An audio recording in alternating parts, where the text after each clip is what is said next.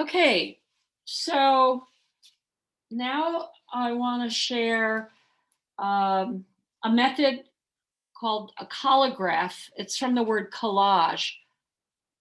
Now think of collage and then a graph. This is a printmaking process that is super, super simple. Can be done by a lot of ages, and the results can be gorgeous.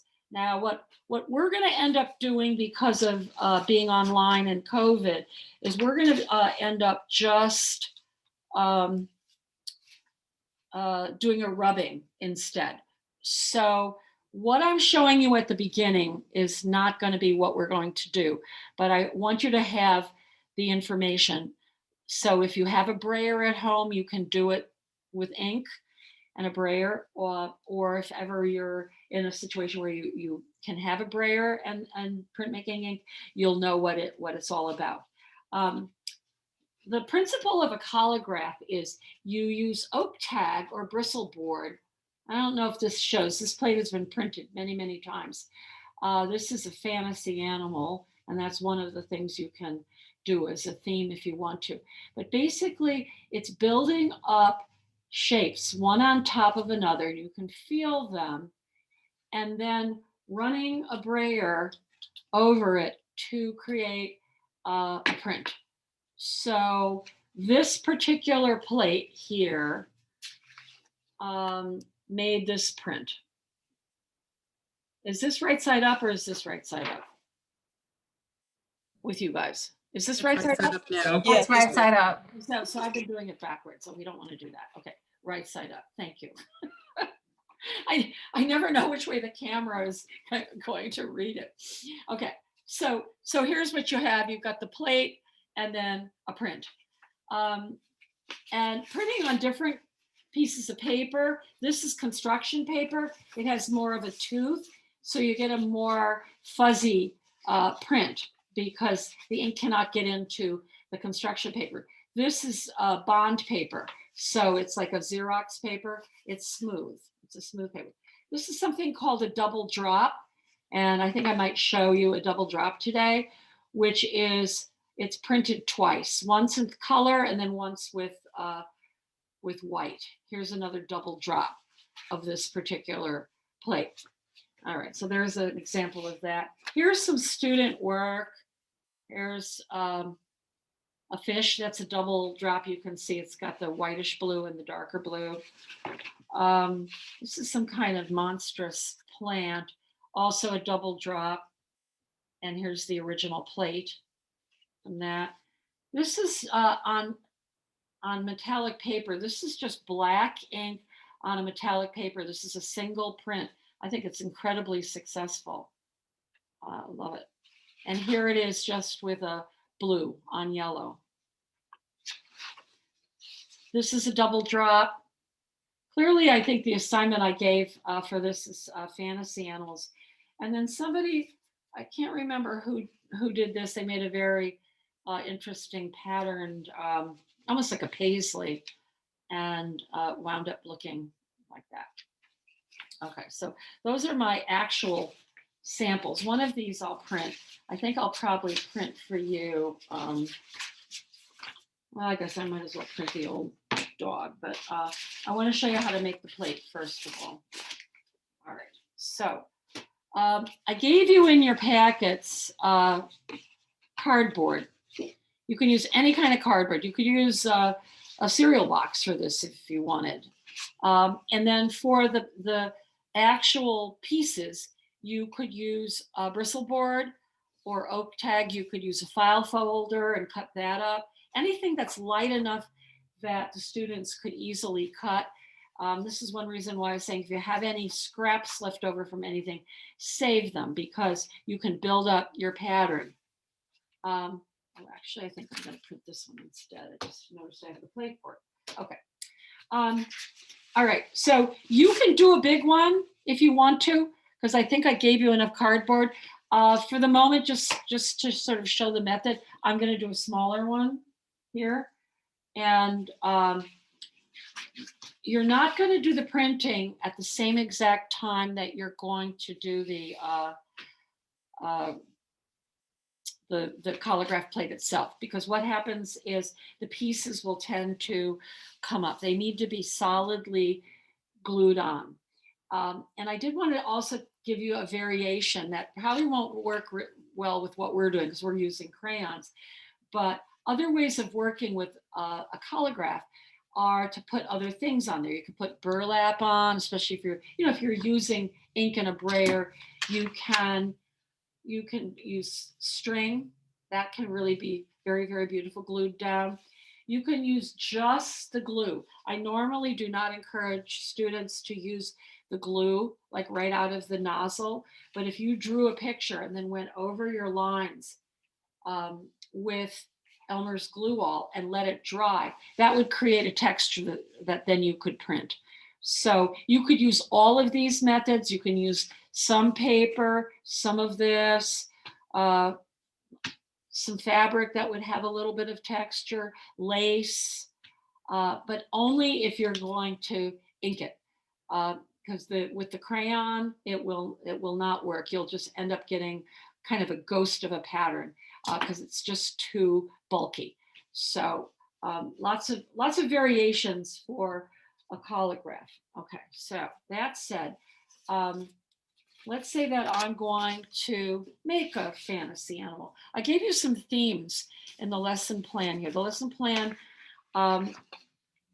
has here, it has scratched out the things that we're not using, but you can still read them if you ever, you should save your lesson plan if you ever are going to be able to use actual ink.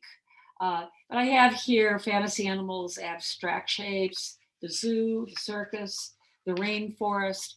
You can make any kind of theme. You can combine it with whatever else you're studying, science. But a fantasy animal is kind of a fun thing. So you might want to draw your animal first. Of course, I'm not going to do that because I'm just going to sort of do this ad hoc. So you can just build the animal up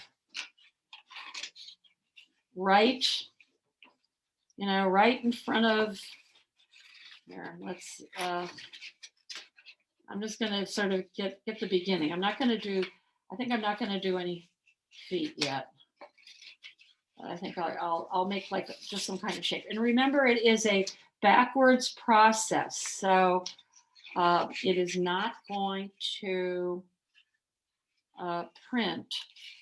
If I'm doing it this way and I print with a brayer, it's going to come this way. Now, for you all, because we're rubbing it, we're going to get it the same exact way you're doing it.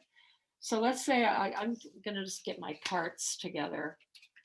Let's make some kind of an unusual tail here that will sort of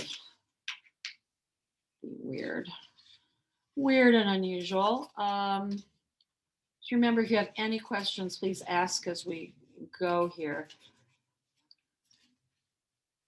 I just got the idea that maybe what I could do is, no, I'm not going to do that. I was going to say I could. All right.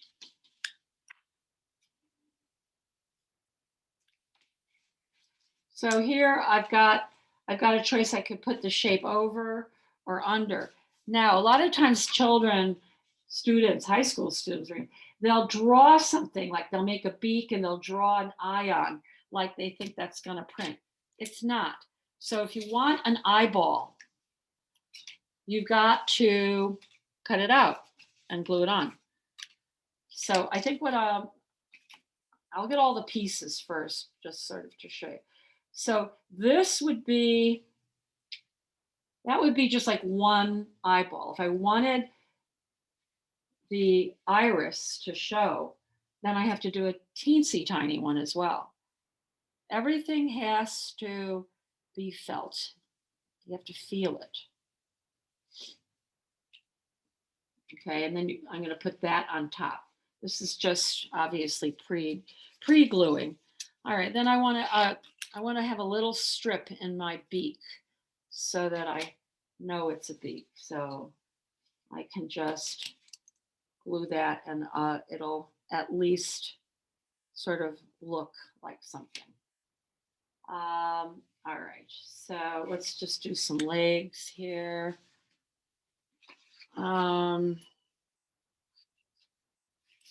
You can obviously draw these things first. Sometimes when students draw things first, they don't come out as nice as if they just cut loosely, sort of a la Matisse. You know, he didn't draw his shapes first. He just had at his scissors and went at it. So there's one. I think I'm going to glue the legs down first. So I think I'm only going to put 2 legs in the interest of time here.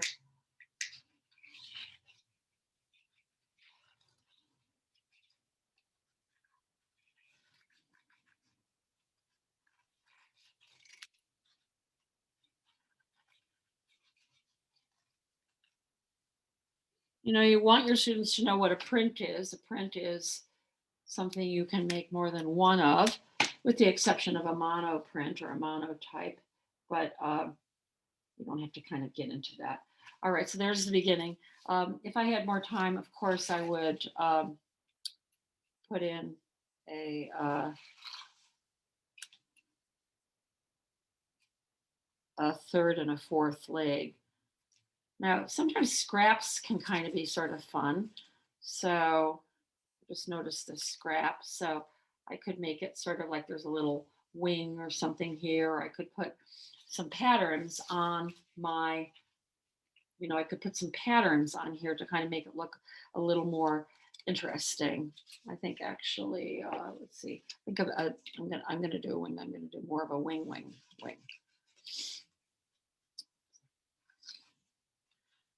So maybe it'll look like a wing. Maybe it, I don't know what it'll look like. I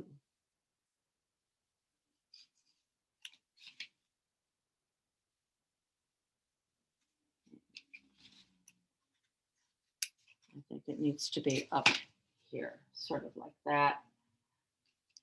And then of course we need just the tip of another one because otherwise it doesn't make any sense. So now you've got to glue it down, of course, so that it makes sense. But you got to do what is lowest down first. So let's see if,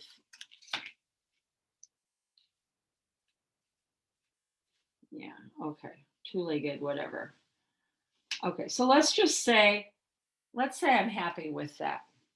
I have to glue this leg and this leg down first and that. Now you can kind of just trace it a little so that you have a sense of where it's going to be in case it moves, because everything else now is going to move. These lines will not be visible. I think I'm going to change the belly of this creature as well because I think he's a little too fat. All right, so let's do the gluing again. I hope you all remember the fabulous gluing technique using scrap like phone books or old newspapers. Elmer's Glue All is the go-to glue, not regular washable glue. Washable glue is so bad. It's all detergent. It does not stick. So you turn your shape over. These are small enough that you'll want to just glue the whole back of it and then smack it down. There's a little bit of a hair on that. Do not use glue sticks for this. They will not be strong enough, especially if you ever are going to do a brayer, because they'll just roll right off.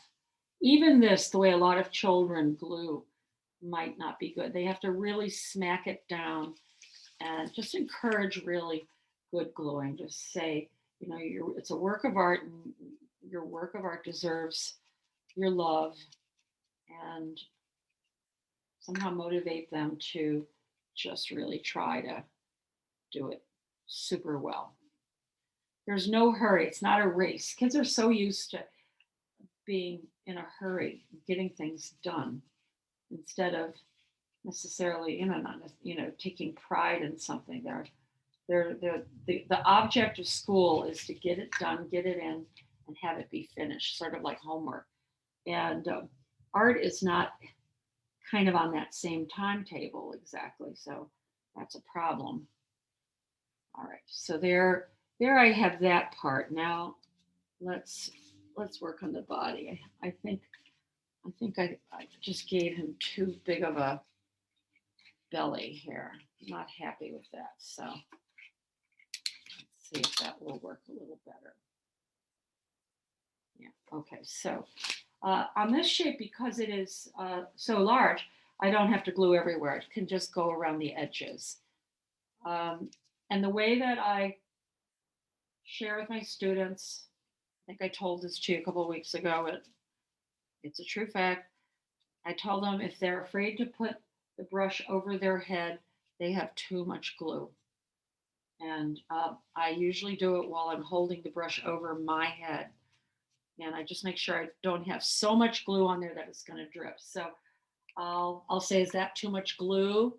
And it'll start like dripping down, like whatever. And they'll go, yes. And then I'll say, what about, is that too much glue? And they'll go, no, that's perfect. Okay. Just so that they learn what too much looks like and what perfect looks like. All right, so here's this. This needs to dry for a second. So I can kind of do this, la, la, la, la, la.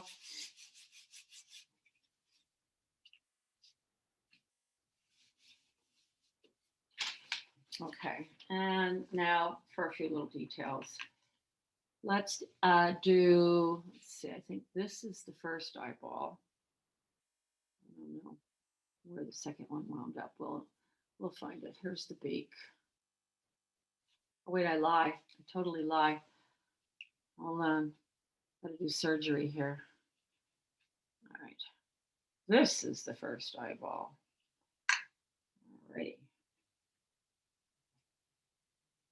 This is the second eyeball. Well, not the second, it's the iris, the colored part. Now, let me just get it. Let's see, I've got some glue on my fingers, but that won't matter. Just add a little bit of lovely texture.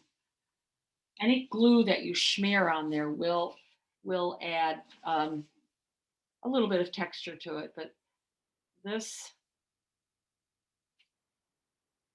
it's okay. All right, now here we've got two more things. You can put a background in there. I mean, don't get too crazy with this. There's a whole lot of things you can put in there, but simplicity is probably a good idea here.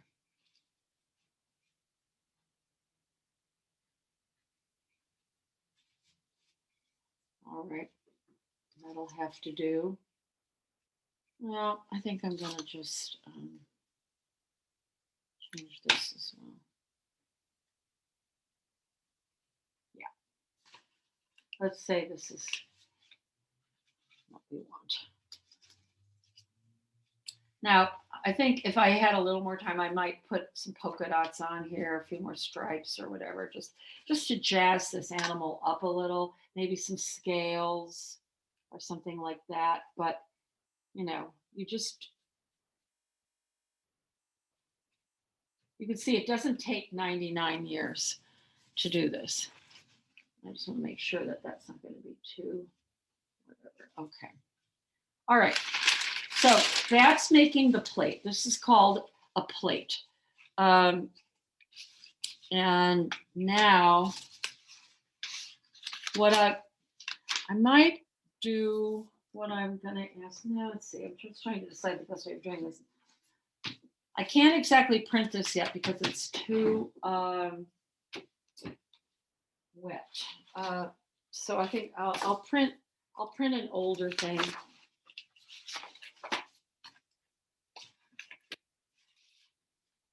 And then maybe that'll be dry enough so I can show you what we're going to do. All right, so the first thing I want to do is just print for you a regular. Let me get some paper out. I'm going to do a double drop, and I'm going to do a regular.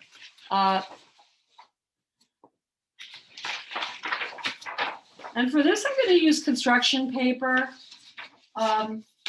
You could also use the copier paper that I included, but I'm going to use the construction paper. All right. So that over here. This is just a plexiglass piece from Lowe's that they chopped up very nicely for me. But you can also get, you can use glass, not maybe for kids, but for yourself. Any kind of really super flat surface. But plexiglass works the best. So Collagraph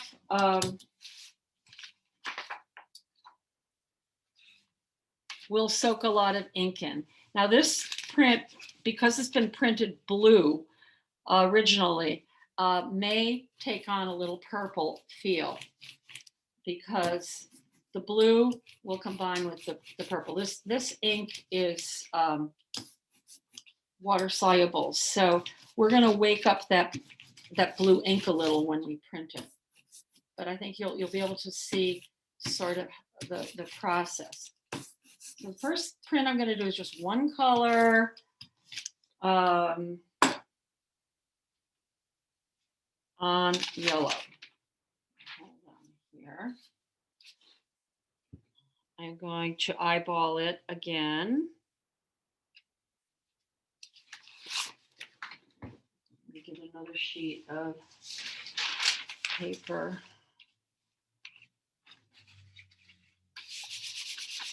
I flipped it over so that my contact with my hand is right on the side where I can feel the ribbing of all of the pieces. I can feel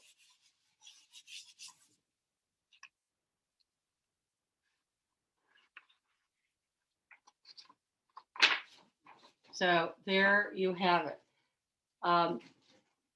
When children pull a print, they go crazy. They go absolutely crazy because they're so happy with how it turns out. Now I'm going to show you double drop, which is a really cool process, which is a double process. I'm going to do it on black paper because I think it kind of looks really neat. So what we have to have ready we have to have a second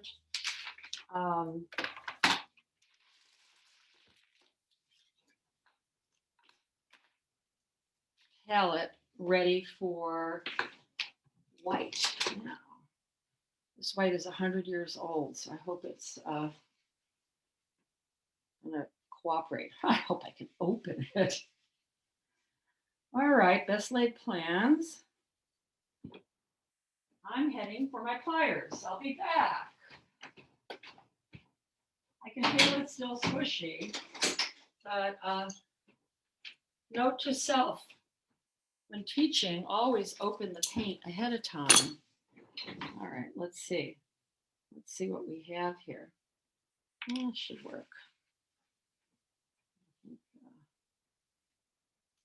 just going to get ready. All right. Kind of doesn't look white. It looks like it's yellowed with age. That's okay. All right, so two-step process. Step one, re-ink. You've got to re-ink every time. The ghost will never be that brilliant. There we are.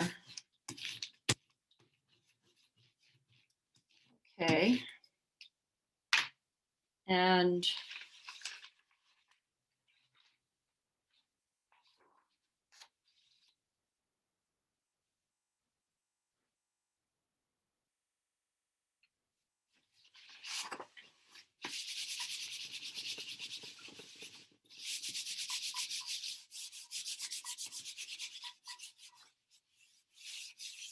Okay, let's see what we get here. All right, you know, it's a ho-hum. It's fine, but this is when it gets kind of exciting, because what we're going to do now is we're going to print it again.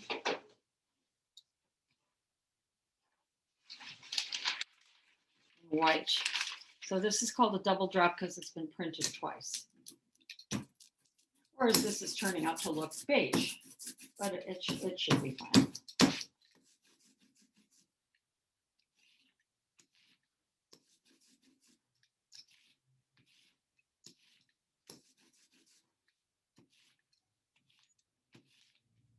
You want to get all the corners kind of lift up as you go to get all the corners. All right, so now put that there. And this requires a little bit of just care. We're going to just go a little bit off from where we were before. Just a tad.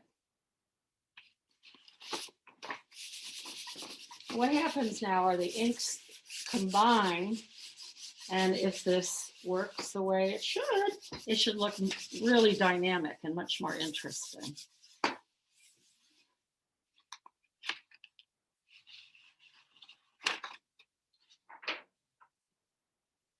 You get this really nice three-dimensional edge. It makes it look kind of dimensional, and I think it's really great. So that's called a double drop, FYI. All right. Now let's talk about what you guys are going to do now. So I want you to make a plate, and I want your plate to be as well, whatever. The theme is yours to choose. It could be, you know, a variation of something you've already been working on in this class, or something, you know, seasonal, but whatever. Just if you have any questions before you actually make the print, you can always send me an image of it just to really make sure that it's going to work. Okay, and unfortunately, this is a way that I used to have my students test their work for how good it was and whether they should do anything more. And now this has become kind of all we can do. Obviously, if you have money for a brayer and speedball water-soluble ink, go for it. But our COVID version, unfortunately, is we're sort of stuck with this. So I think, yeah, this color might be good. You can try other colors, and the way that you're going to vary your print will be what papers you're doing. Now, to do a rubbing, thinner paper better. For a double drop, you could use construction. Not for your rubbing. Your rubbing has to be a thinner paper, like a copier paper, a bond, something very, very thin. And you're going to use the crayon like we did when we did a frottage in 130, kind of on a sideways way. If you've ever been to England or places like that, there are all these people who do rubbings of graves because they have such great designs on them and everything, and you can just, it doesn't harm anything. The rubbing is not hurting anything at all. So here we're looking at this, and I can critique my own animal and just say, yeah, maybe it would be better if I would put a little more juice into it, you know, by adding more textures or not. And I made mine smaller. Yours will be more impressive because you'll probably make it larger. But there you have a collagraphic rubbing. from this, but you'll see it's the same direction. If we were printing this, inking it, and we did it, your print would come up, it would be backwards. Now, you know, have at it with different colors, of course, and, you know, don't necessarily settle for the first thing that comes along. I remember right, this blue was really lame. I don't really remember for sure. I think this blue disappointed me, but oh no, it didn't. This is good. So some colors will work better than others. So just do whatever. I mean, you can make more than one if you want. I have no problem with how many of these you make. Just know that one of the techniques for this is not to do this. When you color like that, you know, some kids will color like that, it won't really show you the beautiful patterns. So make sure that you're holding it still and that you're working smoothly. I tell the students, the little ones at least, pretend the crayon's really sleepy and they're just about ready for bed, because it's not 100% horizontal, but it is kind of a little bit like it's laying down. Okay, so now, does anybody have any questions? No, thank you. Okay, so I'm going to pause the recording and then I'll talk about homework with you. Okay.